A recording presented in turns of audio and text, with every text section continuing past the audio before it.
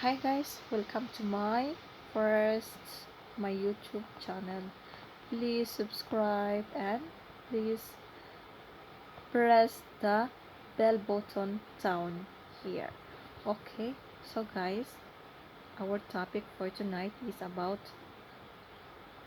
among kinabuhi din sa abroad. Okay? Real talk po tayo. Sa maigo lang ha. Real talk ni ha, real talk ni. Sa maigo lang, kung inyuhang mga anak na adinhi sa abroad, kung dalaga man okay ra nga magsaligtas tong anak okay ra nga manguan tas tong igsuon mamaraig ta sa tong igsuon okay ra na okay ra kayo kay dalaga man o may gibuhi no. So kung ang ato ang anak sa abroad naanay mga anak mga minyo na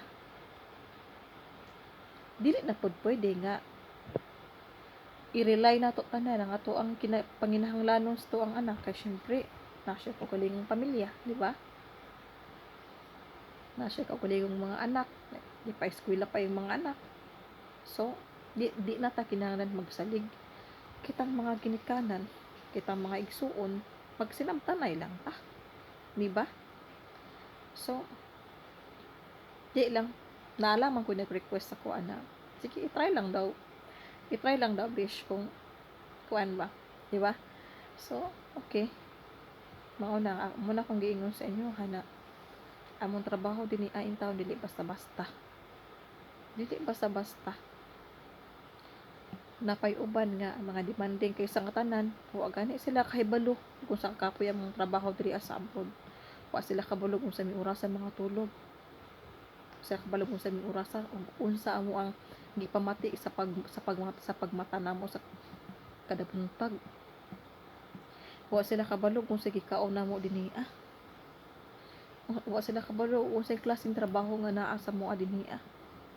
So at least man lang unta na magunahuna ta panagsaba tira ka ingon na nagsalig kay akong igsuon abroad na atoy kwarta, akong anak dito sa abroad na atoy kwarta, dili baya tanan panahon nga okay ang among panglawas muna magsinabtanay lang ta, di ba?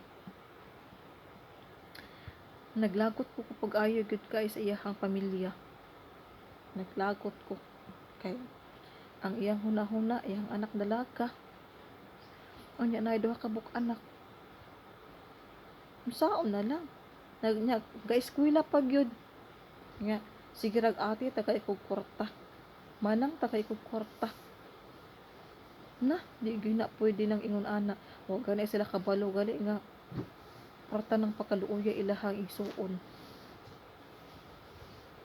wa gani kuan wa na gani halos ikapalit og shampoo kay ang kwarta gadibay ng kwarta. So wa man sa ingon na manumboy ta no, di man sa ingon actually ako delikit ko manumboy kay ako na lang gihatag, di ba? Niya human magsinabtanay lang man jud ta, number 1 na gyud ang atong number 1 lang jud magsinabtanay ta na nang kuan atong sabton ang kinabuhi ang igsuo sa atong anak nga OFW nga dili basta-basta ilang kinabuhi sa abroad na kuan do na pud sila mga ilang panginahanglanon sa ilang kaugalingon, di ba? Dili pud tanan panahon nga anara sa tuwa. So actually wala ko nanghigo ha, wala ko nanghigo actually wala gid po sa akong pamilya nga ingon ana para lang ni sa kung kauban akong giingon pero mao ko na tinuod nga dili kita magsalig nga do na tay anak or igsuon nga nasa abroad kay ni abroad na sila kay naa sila tumong sa ilang kinabuhi, naa sila plano sa ilang kinabuhi para silang mugma.